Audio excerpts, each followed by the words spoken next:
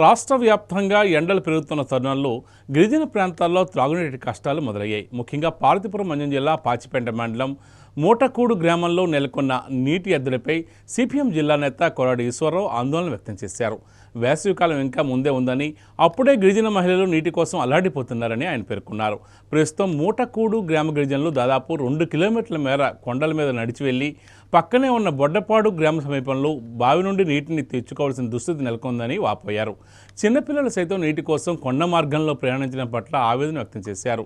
గ్రామంలో గతంలో తవ్విన బావి పూడిపోవడంతో ఏళ్ల తరబడి ఈ సమస్య వేధిస్తుందని తెలియజేశారు. ఈ నేపథ్యంలో జిల్లా కలెక్టర్, ఐటీడీఏ ప్రాజెక్టు అధికారి మరియు ఎంపీడీఓలు ప్రత్యేక దృష్టి సారించి యుద్ధ ప్రాతిపదికన గ్రామంలో బోరుబావి వేయించాలని డిమాండ్ చేశారు. కేవలం మూటకూడు మాత్రమే కాకుండా ఏజెన్సీ ప్రాంతాల్లోని సమస్యాత్మక గ్రామాలను గుర్తించేందుకు అధికారులు తక్షణమే సమగ్ర సర్వే నిర్వహించాలని ఆయన కోరారు. వచ్చే వేసవిలో పరిస్థితి మరింత దయనీయంగా మారకముందే ప్రభుత్వం స్పందించి గిరిజన దాహార్తం తీర్చాలని కోరారు. ఈ కార్యక్రమంలో గ్రామస్తులు సొయ్యారి బుట్టకాయమ్మ, గంగోత్రి తమ్మయ్య, ఇతర గ్రామస్తులు పాల్గొన్నారు. ఈ రోజు మూటకూడు గ్రామం సంబంధించి దాదాపు ఈ కొండల నుంచి 2 కిలోమీటర్ల దూరము ఇక్కడ బొడ్డపాడు అనే బొర్రవాడి పంచాయతీ బొడ్డపాడు గ్రామం దగ్గరకు వచ్చి ఆ కొండల దగ్గర దాదాపు 2 కిలోమీటర్ల దూరం, ఆ ఊరికి 2 కిలోమీటర్ల దూరం ఉన్నటువంటి గ్రామం వెళ్లి ఆ నూతి దగ్గర నీరుని తోడుకోవడం అనేది జరుగుతుంది.